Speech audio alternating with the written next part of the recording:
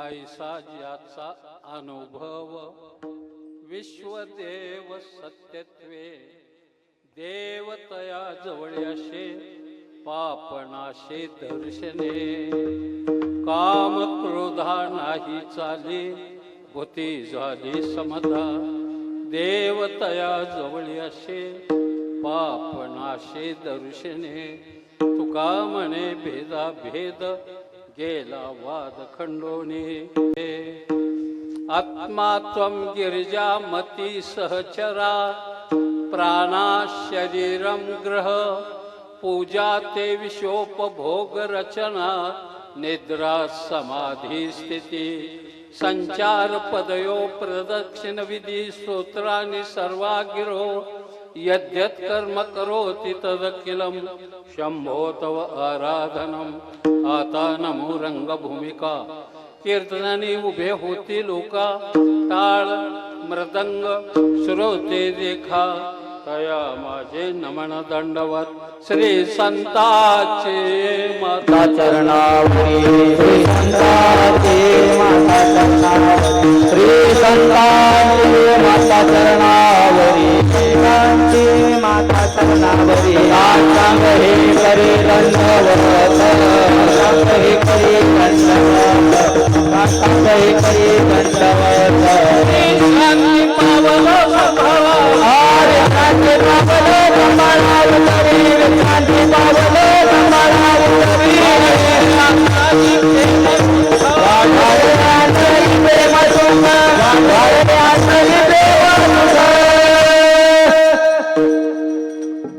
विको जरा कमी कर बंद केलं तरी चाल ऐसा ज्याचा अनुभव विश्वदेव सत्यत्वे आज आपल्या या पवित्र आणि पावन भूमीत श्री संत शिरोमणी सावता महाराजांच्या पुण्यस्मरणाच्या निमित्ताने सालाबादप्रमाणे हा महोत्सव आपण अत्यंत उत्साहाने आणि आनंदाने पार पाडतो. मोकळ्या मनाने अन्नदान आहे, भगवत चिंतन आहे.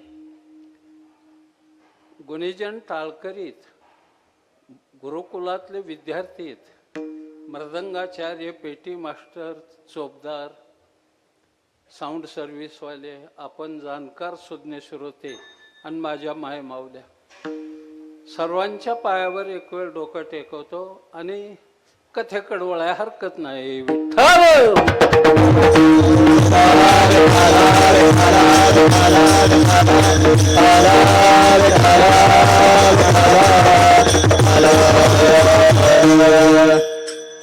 सुंदर साऊंड सर्व्हिस आहे. हा व्यवसाय जर करायचा झाला ना बाळा, तर पुण्याला गेला तर भरतनाट्य मंदिर पाहायचं किंवा बालगंधर्व रंगमंदिर बघायचं. मुंबईला गेला तर षण्मुखानंद सभागृह बघायचं. ठाण्याला गेला तर गडकरी रंगायतन बघायचं. म्हणजे आवाजाचा मारा कुणीकून दिला जातो हे तिथं कळतं. आणि हे सगळं नाही जमलं तर एकदा नारायणगावला जायचं, म्हणजे मग सगळं जुळतं. सर्वांच्या पायावर डोकं टेकवतो.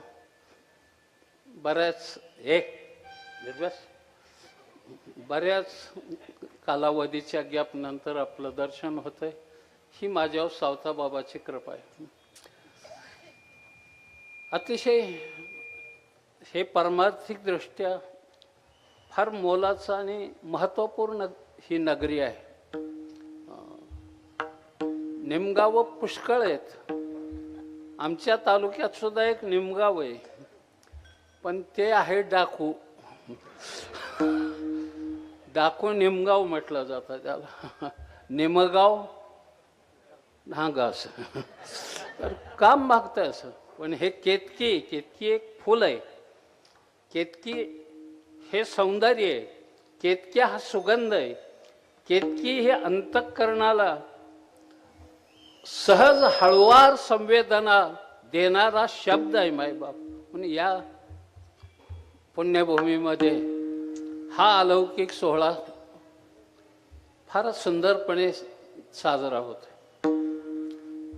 श्री संत सावताबाबाच्या पायावर डोकं टेकवतो आणि जशी बुद्धी देईल तसं आपल्याशी चर्चा थोडंसं बोलण्याचा प्रयत्न करतो. आज कीर्तनाला सुरुवात करण्यापूर्वी 2 महत्त्वाच्या गोष्टी सांगून जातो. स्वर्ग मोक्ष हे फार लांबचं आहे. इतक्या कुटाण्यात पडायचं नाही. साधा सरळ परमार्थ करायचा. परमार्थ म्हणजे तरी काय, आनंद. दिवसाला 10-5 मिनिटं खळखळून हसत जा. हसल्याने ब्लड प्रेशर वाढत नाही, अटॅक येत नाही, शुगर वाढत नाही, टेन्शन संपून जात. पण खळखळून हसायचं. काही माणसं आयुष्य कधी हसतच नाही, गंभीर असतात, दांडारल्यासारखी. तुझ्यावर का लोकरी मावा पडला, का तेले आला, का काय झालं? अरे या जगण्यावर, या जन्मावर शतधा प्रेम करावे कशाला या कवीने म्हटलं. स्वर्गात वगैरे ह्या कल्पना लय लांबच्या. आणि पहिल्यासारखं स्वर्गात वातावरण बी राहिलेलं नाही सध्या. पूर्वी होतं चिंतामणीच्या सडका, कामधेनूची खिल्लार, कल्पतरूच्या बागा, रंभा, उर्वशी, मेनका, चौफुला, नटरंग, दंगल, बाहुबली, पुष्पा, अधूनमधून गौतमी. हे सगळं स्वर्गात होतं पाहिजे. आता अजिबात काय राहिलं नाही. मधी मी 6 महिन्यात तिथंच होतो, कटाळून खाली आलोय. हा जो आनंद आहे ना मायबाप, हा आनंद कुठं मिळतोय मायबाप? हा सुख सोहळा स्वर्गे नाही, हा सुख सोहळा स्वर्गी नाही, हा सुख सोहळा स्वर्गी नाही, हा सुख सोहळा. विठ्ठल विठ्ठल मला वेळ वेळा, विठ्ठल मला वेळ वेळा, विठ्ठल विठ्ठल मला वेळ वेळा, विठ्ठल मला वेळ वेळा. हा सुख सोहळा कोणी नाही, हा सुख सोहळा, हा सुख सोहळा.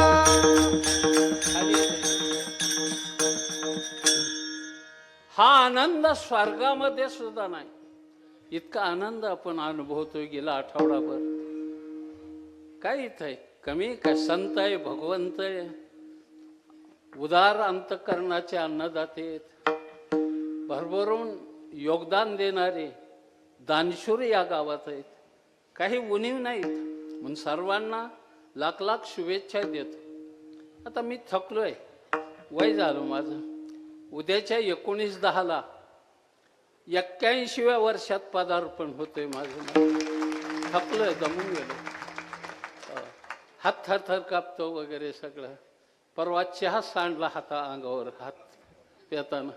तोवर आमची म्हातारी म्हणली काय झालं? म्हणलं अहो हात थरथर कापल्यामुळे चहाच सांडला. ते आता गोसाईची म्हातारी ती एकदम म्हणली चहा पेताना हात थरथर कापतो, मग पाकिट घेताना बरा कापत नाही.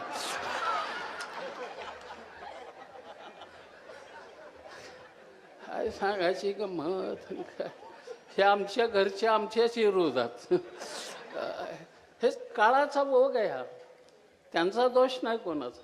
म्हणून सर्वांना आनंदी राहा, भरभरून हसत जा. हसण्याने फार सौख्य मिळतं, ऊर्जा तयार होते आपल्या ते. म्हणून संत सावताबाबाच्या पायावर डोकं टेकवतो पुन्हा शेकळ. हा आणि कीर्तन सेवेला घेतलेला अभंग साहित्य सोन्याच्या खाणीतून शब्द रत्नांची निर्मिती करणाऱ्या, महाराष्ट्र सारस्वताच्या मंडलावर आपल्या तत्वज्ञानाचा कळस चढवणारा, वेद उपनिषद गीता भागवत्याचं मंथन करून पंचमवेद गाथ्याची निर्मिती करणारा, भंडाऱ्या भामचंद्र भोरड्या डोंगरावर साधना करून देहासकट वैकुंठागमन ज्या महापुरुषाने केलं, विवेकशील वृत्ती वैराग्य संपन्न जीवन, भक्तीचा परमोच्च बिंदू आणि तुमच्या माझ्या उद्धारासाठी आपल्या घरावर तुळशी पत्र ठेवून ज्याने तुमच्या माझ्यासाठी मोक्षाचा देवयान पंथ खुला केला, त्या श्रीमंत संत जगद्गुरु तुकोबाराय यांच्या मुखातून निघालेली ही अलौकिक अक्षर आज कीर्तनाला विठ्ठल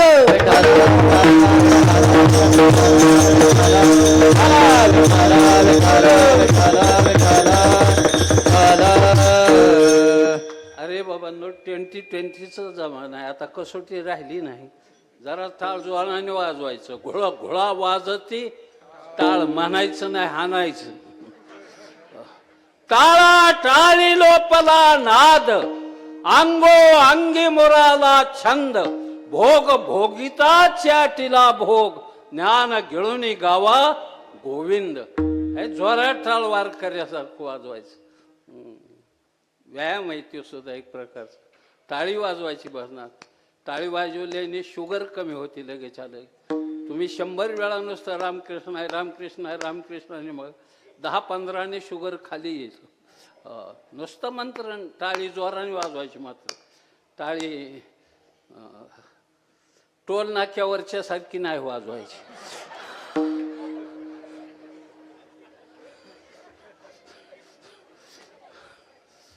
जाऊ द्या, काय मजा आहे ना, किती मजा आहे. म्हणून महाराज या अभंगामध्ये एक महत्वाची गोष्ट सांगतात. ते म्हणतात, असा एखादा महापुरुष आहे किंवा असे महापुरुष असतात की या चराचरात परमत्व तत्व भरलेलं आहे आणि हे विश्व ज्या सत्तेने चालतोय तो विश्व. हे पुन्हा उठू नको. ही असलीच बारकी पुढं मोठेपणी अपक्ष म्हणून उभा राहून गावाचं वाटोळं करतात. लय बीज बेकार आहे. मधून उठून जाणं, मागून पुढं येऊन बसणं, हे असं बरं नसतं. हे मागून पुढं येऊन बसल्यासारखं पृथ्वीला चव्हाण आहेस तू काय आहेस रे म्हणून जाऊ द्या.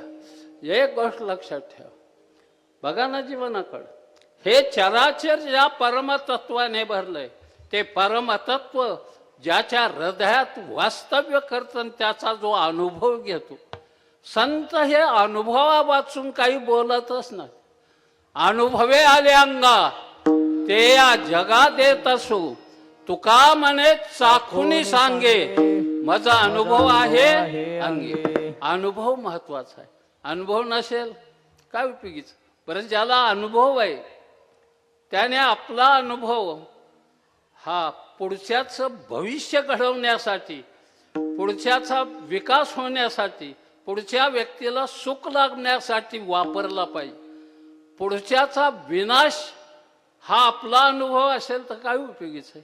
अनुभव तो महत्वाचा आहे. मायबाप, मला थोडी शेती 5-25 एकर, तर तसा मोठा बागायतदार, निवळ दलिंदर नाही. पहिल्यांदा पेराय शिकलो ह्या वयात असताना. पण हलकी रानं, हुलगा, मटकी, तुरी आपल्या हलकी रानं पेराय. बागायत 2च एकर होत त्या काळात. ते वडील म्हणले तुला बागायत पेरावं लागेल. म्हणलं बिघाडलं तर वर्षभर काय खायचं. ते म्हणले तुलाच पेरावं लागेल. लय हट्टी होतं म्हातारं आमचं आर्यशेचं. तर जाऊ दे, ज्यांना कळलं त्यांच्या पुरतं सुभाग सांगतो. सांगितलं, धरलं पेराय. सरळ बांधाच्या कडेकडून 2-3 तास आणली. तुमच्याकडे तास म्हणता का मुरडान? तासच ना. हा तास आणली. तोवर एक चांगला पेरणारा आणि माझ्या बरोबर तोही 2-3 फेर चालला. आणि माघारी निघाले. मी ते पण थांबवले आणि हात जोडलं. म्हणलं काका बरं चाललंय का? तो हसला. ते म्हणलं महाराज बरं आहे, पण नळ जरा ज्यादा वाजत्यात. कळतं का माझं वाक्य तुम्हाला? नळ ज्यादा वाजत्यात त्याचा अर्थ काय? दाट होत असलं पाहिजे. तिथून पुढं मी मूठ चोपली, ती 9 फुटावची पाडू. दुर्जनाचं एक वाक्य सज्जनाचं आयुष्य बर्बाद करतं आणि सज्जनाचं एक वाक्य वाल्याचा वाल्मिक बनवतं. मायबाप वाल्मिक बनवतं. केले रामायण रामादे केले रामायण रामादे केले रामायण रामादे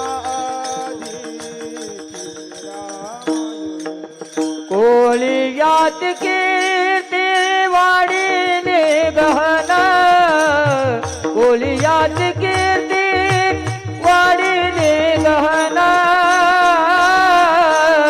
केले रामायण रामादे केले रामायण रामादे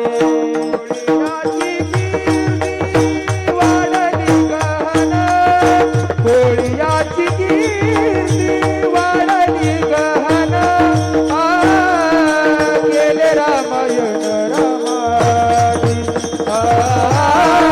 केले रामायण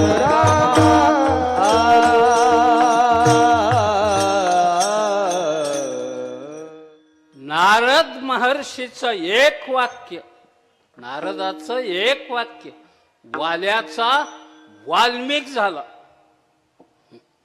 वाल्मिक म्हणजे बेडा काढला नाही.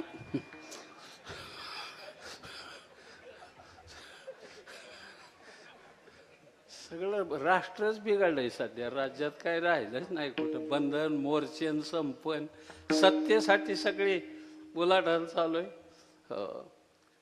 परवा माझं शिंदखेड राजा ए शिस्त शिकविले का नाही तुम्हाला? ठेव खाली ठेव. पुन्हा पाणी घेऊन हो. सर इकडे ती बाटली आण रे इकडे. चोपदार बाटल्या आण इकडे. ही अशीच बेशिस्त राहून राहून त्या संस्था मोडत्यात ती पोर. कारण घरी अजिबात उपयोगीची नसतात तर लय त्रास देतात तेव्हा इकडं पाठवित्यात त्यांच्याकडे. ही लय गरीब आहेत असलं समजू नका. मला काही राग नाही त्या लेकरांचा, काही नाही. मला बी 17 नातू धरण फुटले. 4 पण तू काय करायचं. परवा मी एक मागल्या महिन्यात मॅच बघत होतो क्रिकेटची. भारताचा पराभव झाला त्या मॅचमध्ये. माझ्या डोळ्यात पाणी आलं. नातू जवळ बसल्याला. मला जरा क्रिकेटचा नाद आहे थोडा पाहायचा ह्याचा. ह्या वयात नाद म्हणण्यापेक्षा कंड आहे अजून. कंड यागळा नाद यागळा. नाद घंटीपाशी राहतो आणि कंड आयुष्यभर काजवीत राहतो. तसं ते माझ्या डोळ्यात पाणी आलं. आपला पराभव झाला मग ती नातू जवळ बसल्याला म्हणलं आजोबा काय झालं? म्हणलं हारला आपला संघ, पराभव झाला आपल्या संघाचा थोड्या 33 धावासाठी. ती बिलिंदर कार्ट मला म्हणते रडाय काय तुमचा बाप मिळाला काय? मग दिला खटावूनच टाकून मी बी खाली. असं फरशीवर सापाकलं. मला म्हणतो आजोबा ह्याला काय म्हणतात? म्हणलं याला विकेट म्हणतात. म्हणलं काय सांगायची गंमत. हे जीवन आहे ह्या मला. नाही जीवन जगायचं आहे ना आपल्याला. सुंदर जीवन जगायचं, अनुभवाचं जीवन जगायचं. आणि हे सांगायलाच अभंगाचं पहिलं चरण आहे. ऐसा जाता अनुभव ऐसा जाता अनुभव ऐसा जाता अनुभव ऐसा जाता अनुभव ऐसा जाता अनुभव ऐसा जाता अनुभव ऐसा जाता अनुभव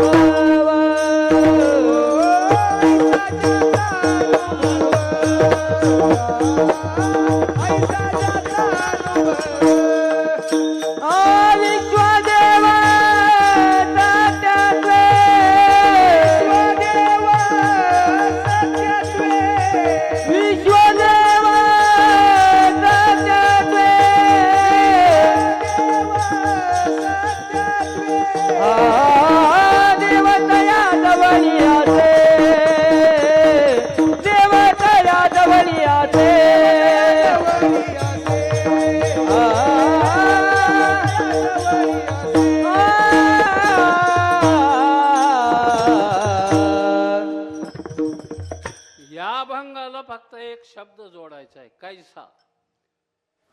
ऐसा मी का बोललो मग, परवा माझं शिंदखेड राजाला मागल्या महिन्यात कीर्तन होतं. रस्त्याने निघालो, 2 भाकरी बांधून घेतलेले होते. कुठं तरी आपल्या दुपारी, लांबचा प्रवास 400-500 किलोमीटरचा असल्यामुळं 12-12:30 दरम्यान एक जांभळीचं झाड होतं. मोटार चालू, हातपाय धुतले, तिथं जाऊन आपलं चटई टाकली, भाकरी सोडल्या. तोवर 2 कुत्री आली, एक इकडून आणि एक इकडून. कुत्री मांड्या इतकली, अशी उंची दणकाट कुत्री, गुरगुर गुरगुर करीत एकमेकावर. जवळ आली, वाद लागला त्यांचा, कळवण लागली. 2-2 पायावर येऊन ती एकामेकाला धरायला. मी काय खडा हाणला नाही, दगड नाही, काही नाही त्यांना. बरं, कळवण तिकडे जायची, मी भाकरी सोडलेल्या माझ्या अंगावर असं आली. मी हाड करून मागं सरकलो, दोघांनी 2 भाकरी उचलल्या आणि गेली राहते. हे महाराष्ट्रातल्या कुत्र्यांचं सांगतोय मी. सत्तेची भाकरी मिळाली की कळवण थांबतीच, राहतच नाही. हे अनुभवाने पाहिले आपण सगळं. हा अनुभव महत्वाचा आहे. काय असतो अनुभव म्हणजे, आज परमार्थाला चांगले दिवस आहेत. किती सेवा करतात वारकऱ्यांची माणसं, खायला नाश्ता पाणी जेवण हवं ते देतात. तरी आमचं गडी त्याच्यावर समाधानी नाही. हे मला गावरान गायचं दूध पाहिजे, त्याच्याकडे शिपूट नाही शिळीचं. तुझ्या बापाने ठेवलं का गावरान गायचं दूध? काय आपल्याकडं घरी आपण दररोज जे जेवण करतो ते साधं जेवण, साधा आहार. आणि कोणाच्या अंतःकरणाला दुखवलं नाही पाहिजे आपण गेले वगैरे. बस वाह काय भाजी, वाह काय जेवण झालं म्हणायचं. काय त्याने नुकसान होतंय? हो, आपल्याला 2 घास खाऊ घातल्यात ना, माग भांडीत काय.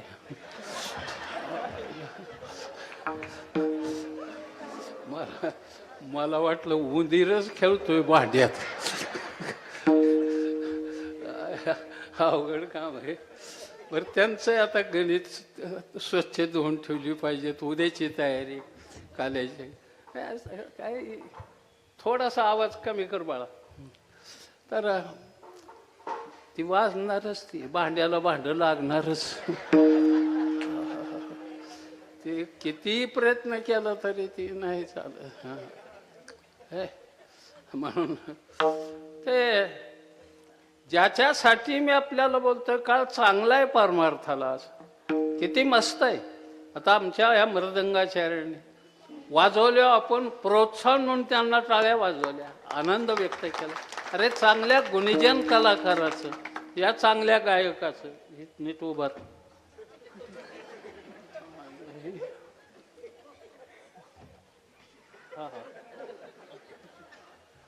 काय भूमिका आहे म्हणतो. मला तर ह्यांना पाहिल्यावर नट सम्राट आठवला.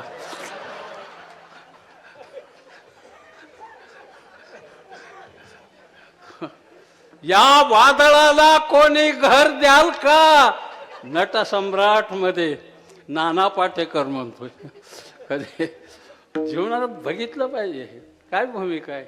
मी कधी गमतीने सांगत असतो, मी शाळेत 7वीला असताना नाटक धरलं. नाटकाचं नाव द्रौपदी वस्त्रहरण. त्या काळात मुली काय नाटकात काम करीत नसायच्या. एका देखण्या पोराला म्हणलं, तुला द्रौपदीची भूमिका करावं लागेल. तो म्हणला, मी द्रौपदीची भूमिका करीन, पण मला बिड्याची सवय. बिड्यान द्रौपदी समीकरण बसाना, आम्हाला दुसरा नट भेटाना. त्याला म्हणलं, स्टेजहून महागा आला की 2 बिड्या संगच पेटवून देजो. नाटकाच्या रंगीत तालमी झाल्या, नाटक स्टेजवर आलं आणि तो महाग त्याचं काम करून आला की आम्ही 2 बिड्या पेटवून द्यायचो. 2 बिड्याचं संगत झुरकं एकदा मारलं, स्टेजवर जायची त्याच पाळी आली. मग धूर पाठीमागं तोंडातला सोडायचा, ते धूर तोंडात आणि द्रौपदी स्टेजवर. कृष्णाचा आणि द्रौपदीचा संवाद होता. बोलानाच द्रौपदी. कृष्ण म्हणला, का बोलत नाहीस? म्हणला, तुझ्यासाठी मी काय काय केलंय. बोटभर चिंधीसाठी वस्त्राच्या घड्या पुरवल्या. एक भाजीचं पान खाल्लं तर दुर्वासा सकट 60,000 शिष्यांना जेवाय घातलं. कृष्णा धाव रे लवकरी म्हटलं की राणीवणी तुझ्यासाठी धावत आलो असं कोण म्हणला? कृष्ण. कोणाला? द्रौपदीला. कुठल्या नाटकातल्या अंगा असं. शेवटी द्रौपदीचा नाईलाज झाला आणि तिने बोलाय तोंड उघड्याबरोबर भाप कोंदूर बाहेर आला. माझ्या अंगावर दारावरून काटा आला. मला लोक आता दगड हाणल्याशिवाय राहत नाही. पण तसं काही झालंच नाही. द्रौपदीच्या तोंडातून धूर बाहेर आल्याबरोबर कृष्णाने दोन्ही हात वर केलं. म्हटलं, वा द्रौपदी, मला आज कळून चुकलंय की तुझा जन्म अग्नीतून झालेला आहे. अजून तुझ्या तोंडातून धूर निघतोय. नाटक सक्सेस झालं. एकच अंक राहिला होता शेवटचा. 7 पातळं आम्ही द्रौपदीला अब्दून नेसवली होती आणि दुशासनाला सांगितलं 6च वाढायची. कशाचं काय आणि कशाचं काय. काय दुशासन त्याच्या अंगात शिरला म्हणतात. धर पातळी की वड, धर पातळी की वड. कृष्णाच्या काळात काय अवस्था होती. साधू संताला रस्त्याने जाऊ देत नव्हती. फिरायला सुद्धा इजाजत नव्हती. तुकोबरायला मारलं. नाथबाबाच्या अंगावर थुंकली माणसं. ज्ञानोबरायची जोळी फाडली लोकांनी त्या काळात. सावताबाबाला त्रास दिला त्या काळच्या लोकांनी. कोणता संत ठेवला की ज्याला समाजाने अंगीकारलं, पूजा केली. गेल्यावर मंदिरं बांधली, गेल्यावर पूजा अर्चना अभिषेक चालू झाले. आहे तर कोणी माहिलं. पण आज तसं नाही. आज चांगला समाज चांगला आहे. आज वातावरण बदलून गेलंय सगळं. पण तुकोबरायच्या काळात सगळे विरोधक एक गट्ट झाले. सगळे विरोधक एकत्र आले आणि महागठबंधन झालं त्या विरोधकाचं. आणि तुकोबरायच्या घरी आले आणि विचारलं त्याने, जिजाबाई कुठे आहेत महाराज? ते म्हणले, सकाळीच भजन करायला इंद्रायणीच्या किनाऱ्यावर नांदरुकीच्या झाडाखाली बसल्यात असं पोरं सांगत होती. आणि त्यांनी लिहिलेल्या वह्या कुठं आहेत? ते म्हणले, काय करायचं त्याचं? इकडं आम्हाला पाहिजेत. म्हणले, नाही देणार. जिजाबाई, पण या अत्यंत दुष्ट बुद्धीच्या लोकांनी घरात बळजबरीने शिरून सगळ्या अभंगाच्या वह्या गोळा केल्या, एक गठ्ठा बांधला आणि तुकोबरायच्या समोर आणून मांडला. आणि महाराज, हे पाप आहे तुम्ही लिहिलेलं, याला दगड बांधा आणि इंद्रायणीच्या डोहात समर्पण करा. तुकोबरायच्या डोळ्यातून पाणी आलं. 100 कोटी अभंग लिहिण्याची प्रतिज्ञा करून नामदेवरायाच्या रूपाने आपण या भूतलावर अवतार घेतला. 96 कोटी अभंग लिहून झाले आणि 4 कोटी लिहिण्यासाठी तुकोबरायाचा अवतार घेतला. आणि आज लिहून झालेले अभंग पाण्यात बुडवायचे. खळखळ अश्रू भगवंताला प्रार्थना, भगवंता काय वेळ आणली रे माझ्यावरी. समाज ऐकत नव्हता. सगळा समाज विरोधात गेलेला. नाईलाजाने दगड बांधून तुकोबरायाने स्वतःच्या काळजावर दगड ठेवून ते अभंग इंद्रायणीच्या डोहात समर्पण केले. पण अभंग बुडले नाहीत. पांडुरंगाने ते अभंग आपल्या हृदयाला दाबून धरले, आवळून धरले. कोपरा भिजला नाही का अक्षर भिजलं नाही. कारण भगवंताला माहीत होत, हे अभंग जर बुडाले तुकोबराय तर संपूर्ण महाराष्ट्राचा परमार्थ बुडाल्याशिवाय राहायचा नाही. मायबाप, परमार्थ बुडाल्याशिवाय राहायचा. 13 दिवस वह्या पाण्यात राहिले. 13 दिवस. आणि साक्षात्कार झाला. तुकोबरायांच्या वह्या प्रत्यक्ष परमात्म्याने पंढरीरायाने तुकोबरायाच्या हातात समर्पित स्वाधीन केले. घरी घेऊन आले. पण या दुर्जनाने पानं खालीवर लावली होती. कशी सापडल तशी. ए ए ए ए बस खाली. मुलगा उठून गेला तरी चालेल, पण मुलगी जर उठून गेली आपल्यातून तर आयुष्यभर गड्याला खाली मानाने जगावं लागतं. माझ्या डोकं टेका. मुलींनी कधीच उठून जायचं नाही बाहेर, इथंच थांबायचं. हो, क्षमा मागून आपल्याला विनंती करतो. काळ बेकार आहे सध्या. तर गंमत अशी आहे, तुकोबराय अनुक्रमणिकेप्रमाणे पानं लावत होत, पण 2 पानं कमी पडली. जवली आले देवताया, जवली आले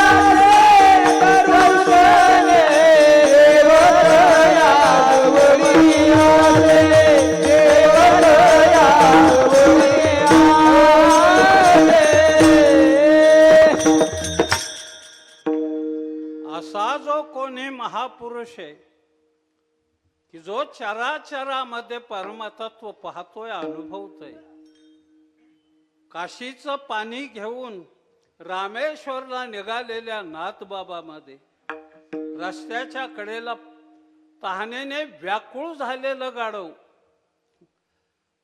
ते गंगेचं पाणी गाढवात पाजलं मायबाप गाढवाला.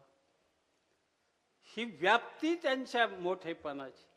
कोरडी रोटी घेऊन पळणाऱ्या कुत्र्याच्या पाठीमाग ती मुलगी डॉक्टर पतंगराव कदमांना देऊन टाकली. तिचा सांभाळ तुम्ही करा, आणि हजारो मुलांची आई झाली. हजारो मुलांची आई झाली. त्या सिंधुताई सपकाळमध्ये देव पाहायला शिकलं पाहिजे मायबाप. सिंधुताई सपकाळमध्ये देव पाहायला शिकलं. ज्याने स्वतःला कुष्ठरोग नसताना कुष्ठरोग्याची लस टोचून आयुष्यभर कुष्ठरोग्याची सेवा केली, त्या डॉक्टर, मला कधी कधी वाटतं की या माणसाबद्दल काय वर्णन करावं. डॉक्टर बाबा आमट्यांसारख्या मध्ये देवाला पाहायला शिकलं पाहिजे मायबाप. देव त्याच्यात आहे. देव म्हणजे तरी काय असतं रे. देव हा शब्द मुळात संस्कृत देव नावाच्या धातूपासून देव शब्दाची उत्पत्ती. देव म्हणजे प्रकाश, ज्ञानाचा परिपूर्ण प्रकाश म्हणजे देव. आता खंडोबा, मसोबा, मावलाया, कुठं यताळ, बाबीर, कृष्ण, राम, ह्या आपापल्या कल्पनेने त्याला आपण देवत्व दिलंय. मला आवडतात ही देव. रामही आवडतो, कृष्णही आवडतो, खंडोबा बी आवडतो, पण त्या रामापेक्षा खंडोबा ज्यादा आवडतो मला. कारण त्याचं रामाने बायको झोपडीत ठेवली आणि हरणाच्या पाठीमागं पळाला, तर बायको रावणाने नेली. पण खंडोबा असली चूक कधीच करीत नाही. कुठेही घोड्यावर निघाला तरी स्टेपनी पाठीमाग. आयला डोकेबाज आहे खंडोबा. तू मानलं पाहिजे तुला. काय काही देव आहेत चांगल्या प्रकारचे, आणि आपण देवाचं अस्तित्व आदर्श म्हणून घ्यायचंय. लोकाभिरामम रणरंग धीरम राजीव नेत्रम रघुवंशनाथम कारुण्य रूपम करुणाकरंतम श्रीरामचंद्रम शरणम प्रपद्ये म्हटलंय. आता ह्या भंगार गाण्यांनी देवाचं वाटोळं केलं. गाणी त्या देवावर जे निघाली, काय देवीवर अनादि निर्गुण प्रगटली भवानी, किती सुंदर अभंग आहेत.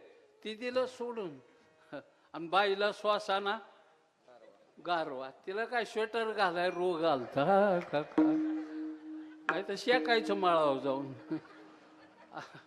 आता देव राजवाड्यात शिरला असला तर काय अडचण होती का, पण देव धनगरवाड्यात शिरला, काय कारण आहे का त्याचं? काय उगा काहीतरी मला तर कधी खंत वाटते याची. आता गाणी बी तसलीच दलिंदर, अर्थ नाही. आम्ही लहानपणी दिवाळीच्या काळात गाणी म्हणायचो. यंदा आमचा नातू म्हणला आजोबा चला गाय ओवाळाय, मग कणकीचा दिवा तेल घातली न्याला गोठ्यात म्हणा गाणं.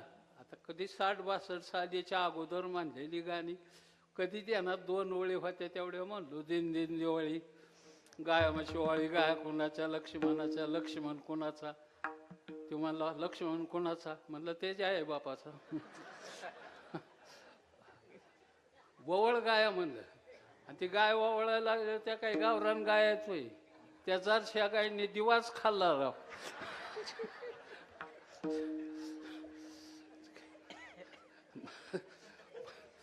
मला आजोबा मला हिने तर दिवा खाल्ला, म्हणलं ही हिंदुस्थानाची नाही परदेशात येऊन राष्ट्राचं वाटोळं करायला लागली म्हणलं. हे गंमत आहे मोठी. म्हणून कधीतरी गाणी चांगलीच होती त्या काळात, पण त्याला अर्थ नव्हता. अर्थ असला पाहिजे हो, काव्यात अर्थ असला पाहिजे. किती सुंदर कविता असायची आमच्या लहानपणी. मला वाटतं 3री-4थीला फुलपाखरावर लिहिलेली कविता होती. हो काय, फुलावर उडती फुलपाखरे असे कवितेचा आशय होता. हात लाविता पंख तुटतील, दोरा बांधिता पाय तुटतील, घरी कशी मग जांगा जातील, दूरतयांची घरे फुलावर उडती फुलपाखरे. किती संवेदनाशील काव्य होतंय. आता त्या कविता राहिल्या नाही, तो काळही बदलला. म्हणून आज जीवन हे धकाधक्याचं झालंय. मायबाप देव त्याच्या जवळ आहे, त्याच्या दर्शनाने पाप जात. असा कोणी जर महापुरुष असेल, त्याचं दर्शन घेतलं, पायावर डोकं टेकवलं की आपलं पाप ताप दैन्य जाय उठा उठी, आणि झाली भेटी हरिदासाची. पण त्याच्यासाठी आपल्याकडं अगोदर पुण्य असावं लागतं मायबाप. त्याच्याशिवाय साधू घरी येणं, संत घरी येणं, वारकरी घरी मागलं पुण्य लागतं. त्याच्यासाठी मायबाप पुण्य फळले बहुत दिवसा, पुण्य फळले बहुत दिवसा, पुण्य फळले बहुत दिवसा, पुण्य फळले बहुत दिवसा. भाग्य उदयाचा कसा, भाग्य उदयाचा कसा, भाग्य उदयाचा कसा, भाग्य उदयाचा. झालो सन्मुख तो कैसा, झालो सन्मुख तो कैसा, झालो सन्मुख तो कैसा, झालो सन्मुख तो कैसा.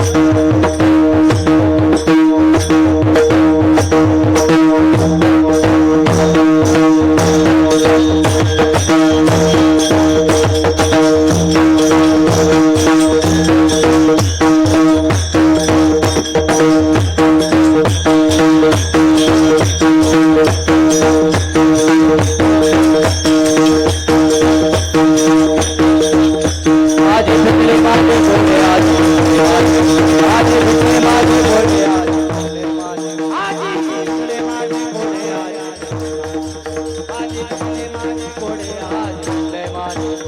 पुण्य फळ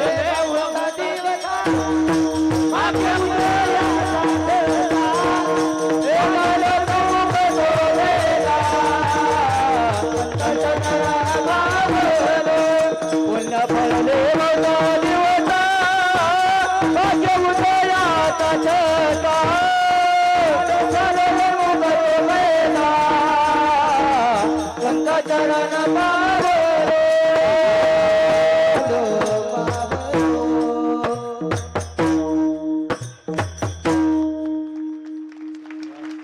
सुंदर. मेलेल्या जनावराचं चमडं आहे, शायपोड दुंबूड वादी हे सगळं मेलेल्या जनावराचं, तरीही परमार्थाला पोषक बोल काढतं.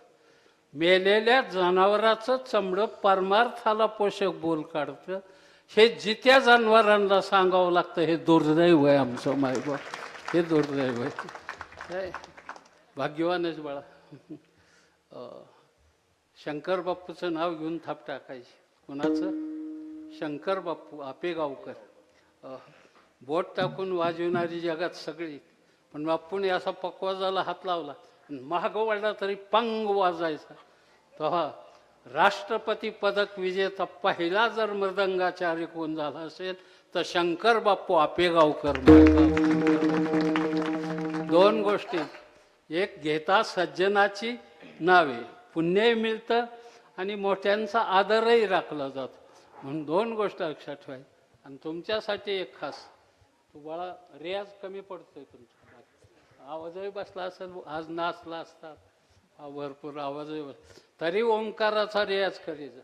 माझं म्हणणं लक्षात, ओंकार पांढरी एक, पांढरी एक, पांढरी एक. हा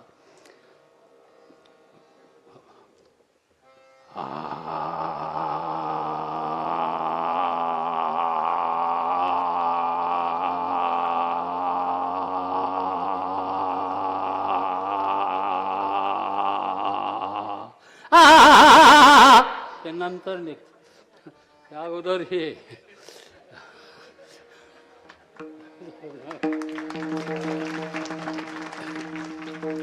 मजा असते, एक आनंद आहे. आणि हा आनंद अनुभवायचा आहे. ह्या गावाने मला माझं लय ऐकलंय, लय वर्ष, म्हणजे कित्येक 40-50 कीर्तनं लिंबगावमध्ये माझ्या आयुष्यातले झाले असते. इतकी ठिकठिकाणी ह्याही सहावा मंडपात आपण या म्हाताऱ्यावर अजून प्रेम करता म्हणल्यावर मी भाग्यवान आहे. घरा मला तर आज तर न झाल्यासारखं वाटायला लागलं. येथ वृद्ध होती तरणेरी. आणि हा एक आनंद असतो. म्हणून असा जो कोणी महापुरुष आहे त्याचं दर्शन झालं पापताप जात. अशा महापुरुषाला काम क्रोधाची बाधा कधीच लागत नाही. हे अभंगाचं तिसरं. काम क्रोधा नाही झाली, काम क्रोधा नाही झाली, काम क्रोधा नाही झाली, काम क्रोधा नाही झाली. नाही झाली, काम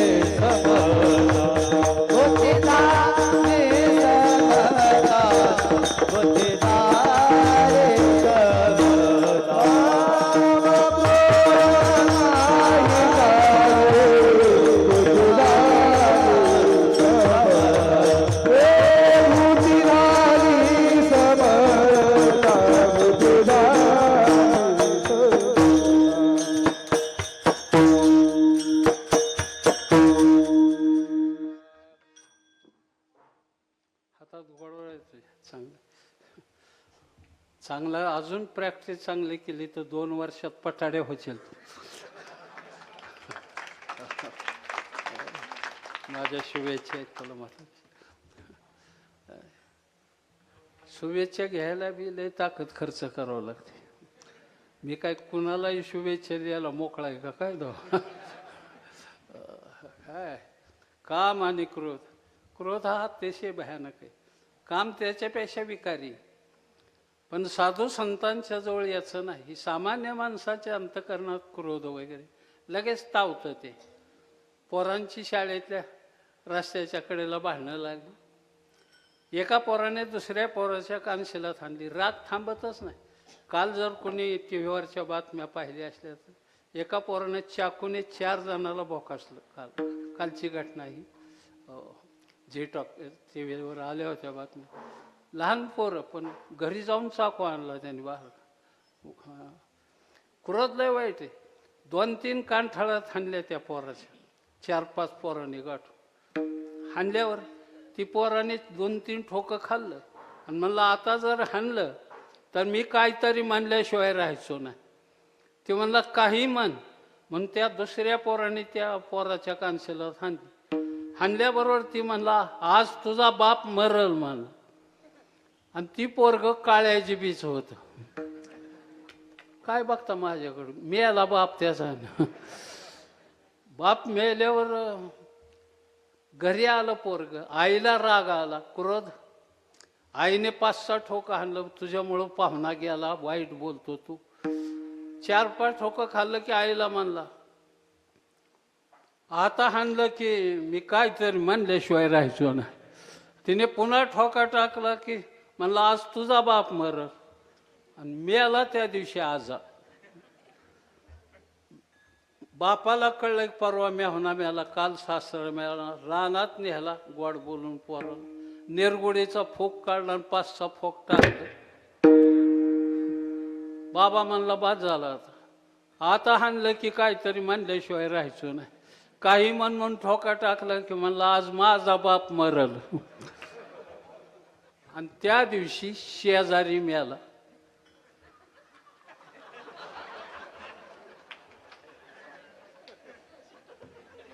राहिलेलं सकाळी हिशोब करा.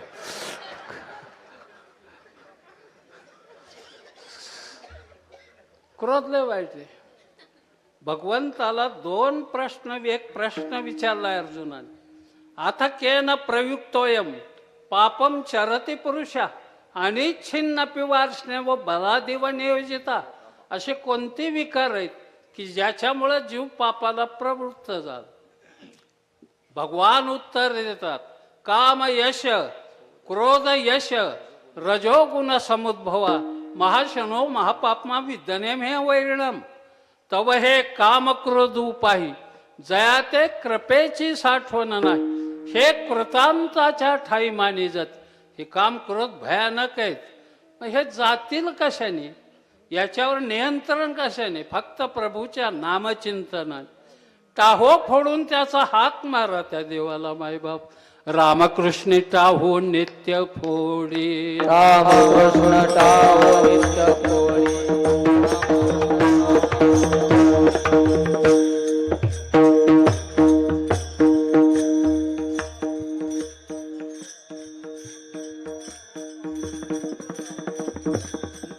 न सोडी रे भावो टाके न सोडी रे भावो टाके संजय. न सोडी रे भावो टाके टाके संजय.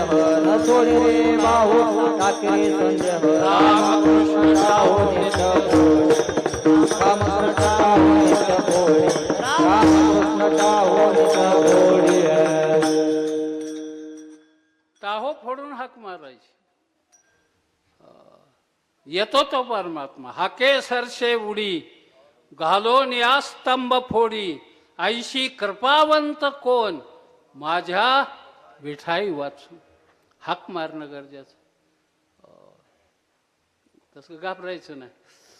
रावण बापूच एकटा असा होता की जो उलट पाठ होतं. त्याच आपल्याला पुढचं ध्यानात येतं पण मागचं आठवत नाही. हा सरस्वतीचा शाप आहे. हो. रावण उलट म्हणायचा. रावण म्हणजे काय लुंग्या सोंग्या होता का काय का? उगा आमचं गडी ही येऊन माप काढतात रावणाच. रावण असा होता आणि तसा होता, तुझ्यापेक्षा बरा होता. आधी एक बायको सांभाळताय ना रावणाची बरोबरी करतो. किती बायका होत्या रावणाला? 80,000 आमचं गायनाचार्य सांगतात. आम्ही दोघांनीच लग्न लावली.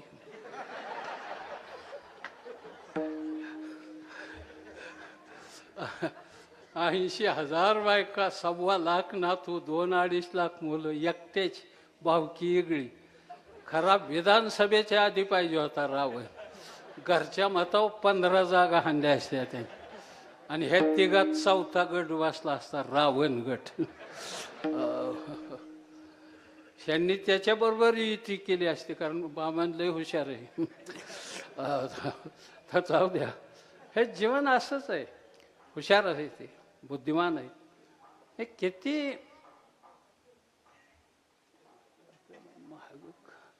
थोडंसं हळूने मग ही माईकमुळं ते आहे का, छोटा आवाज सुद्धा मोठा होतो. हे माईक तिकडे तोंडात.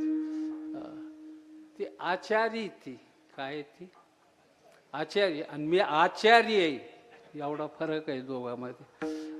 ते पोटाची भूक भागवतात आणि मी ज्ञानाची भूक भागवतो. विठ्ठल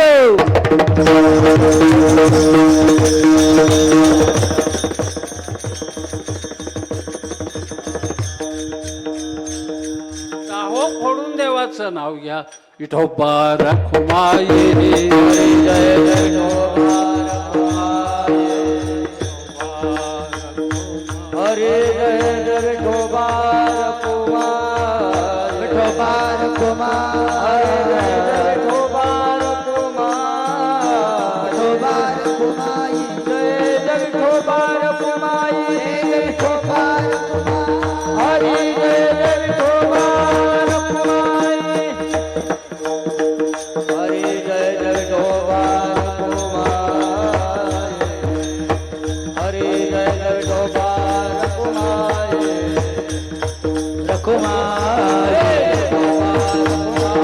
जय जय विठोबा कुमार. कली कमलवार विठोबा जय विठोबा कुमार. जय जय विठोबा कुमार. विठोबा कुमार.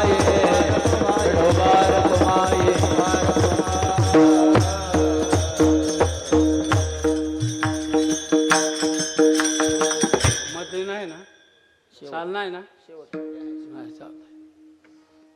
महाराज सांगतात, असा ज्याचा अनुभव आहे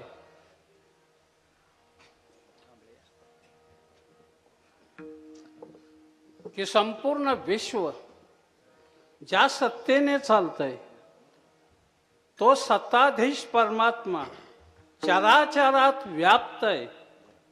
अशा अनुभवावर जो उभा आहे महापुरुष, देव त्याच्या जवळ आहे. त्याच्या दर्शनाने पापताप जात. काम क्रोध त्याला बाधा होत नाही. 2 व्यक्तीला कधी काम स्पर्शच केला नाही. एक शुकदेवजी आणि दुसरे हनुमानजी. आणि 2 भक्त, एक हनुमानजी आणि संत शिरोमणी सावता महाराज. 2 संत. ज्याने आपला छातीचा पिंजरा खोलून हनुमंताने रामपंचायत दाखवलं आणि माझ्या सावता बाबाने पंढरी रायाचं दर्शन विश्वाला घडवलं. मायबाप हृदयातला पांडुरंग दाखवला. असा जो महापुरुष आहे ना, बस हे विकार येत नाही त्यांच्याजवळ.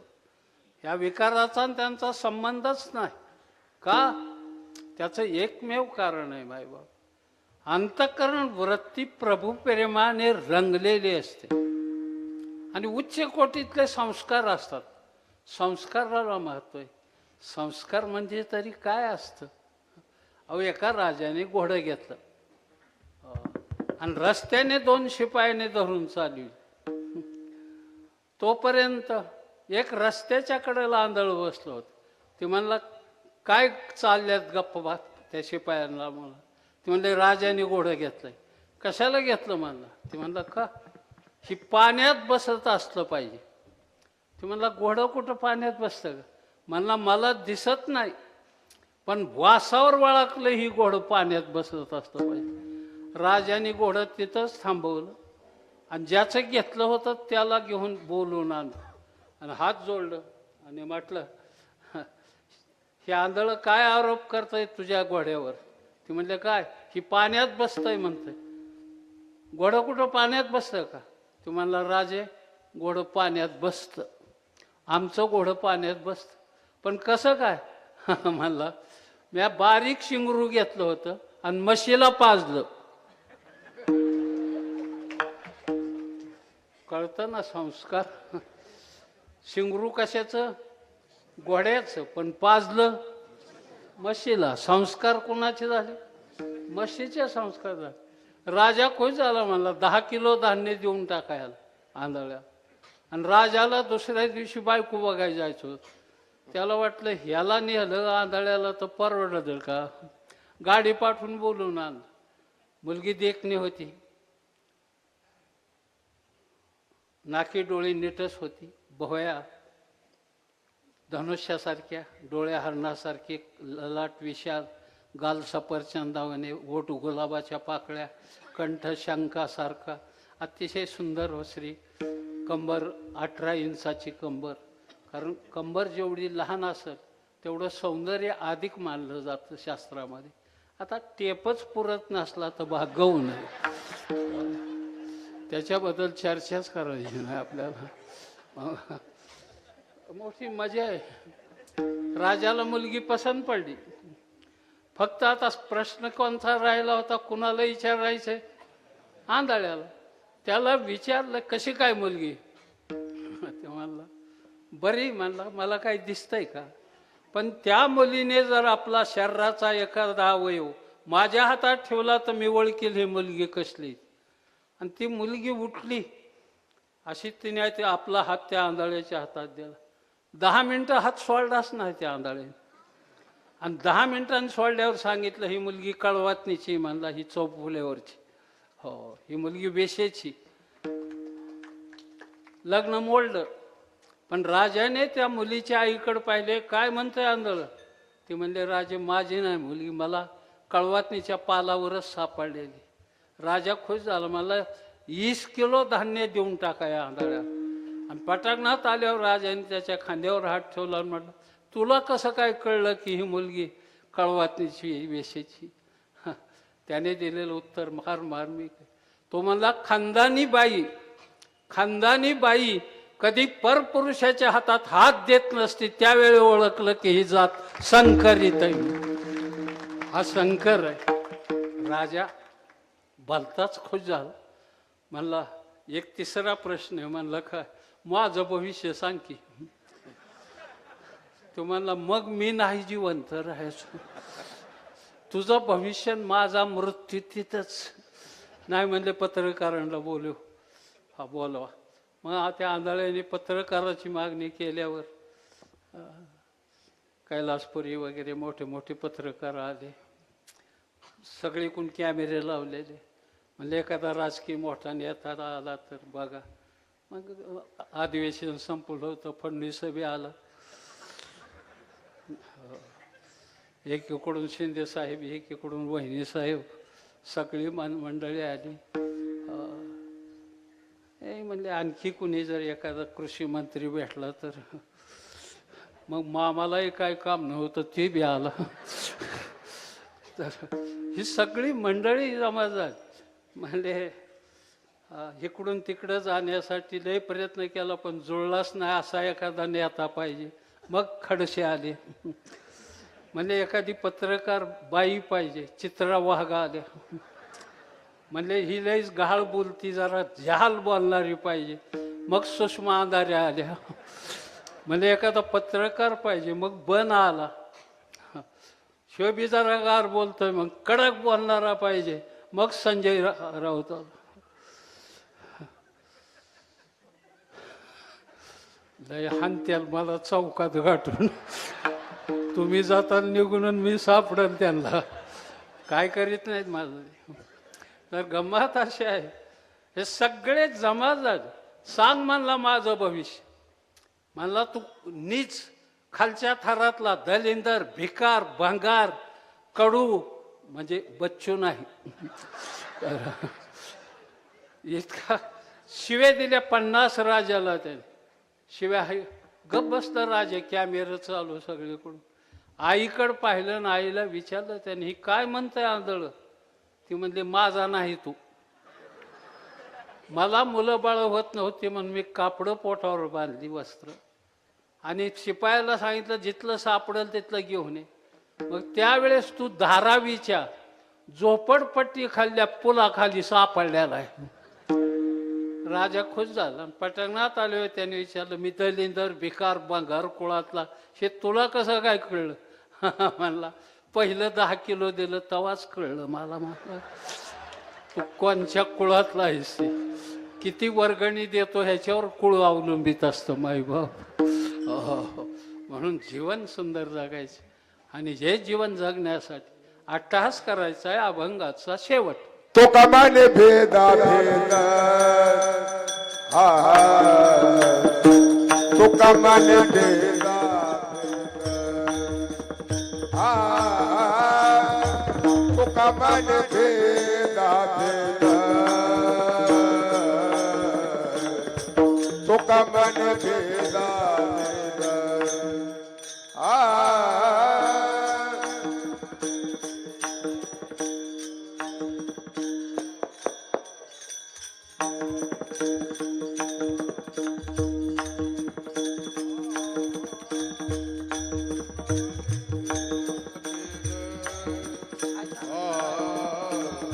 तुका मने भेदा तुका मने भेदा भेदा तुका मने भेदा तुका मने भेदा भेदा तुका मने भेदा भेदा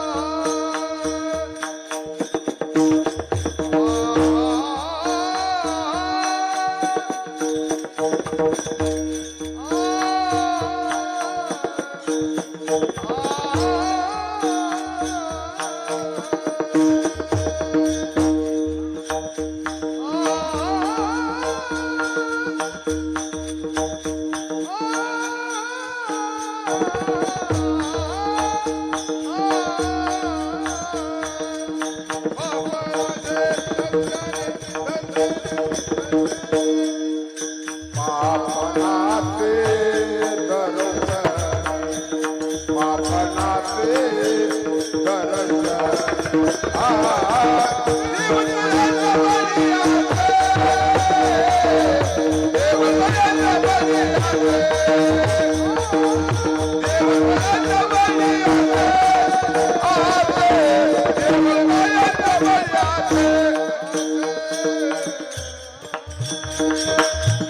ज्ञानेश्वर मावली ज्ञानराज मावली तुकाराम. ज्ञानेश्वर माऊली ज्ञानराज माऊली तुकाराम. ज्ञानेश्वर मावली ज्ञानेश्वर माऊली ज्ञानराज माऊली तुकाराम. ज्ञानेश्वर माऊली ज्ञानराज माऊली तुकाराम. महाराज शेवटच्या चरणामध्ये एक महत्वाची गोष्ट झाली, ज्याचा अनुभव विश्वव्यापक परमात्म्याशी संलग्न आहे. देव त्या महापुरुषात आहे. देव ज्याच्या जवळ आहे त्याच्या दर्शनाने पापताप जात. त्या महान विभूतीला काम क्रोधाची बाधा होत नाही. आणि अशा महापुरुषाच्या अंतःकरणात कधीही भेद नाही. आणि जिथं भेदच नाही तर वादाचा प्रश्न उरत नाही. तुका म्हणे भेदाभेद गेला वाद खंडोनी वाद राहिला.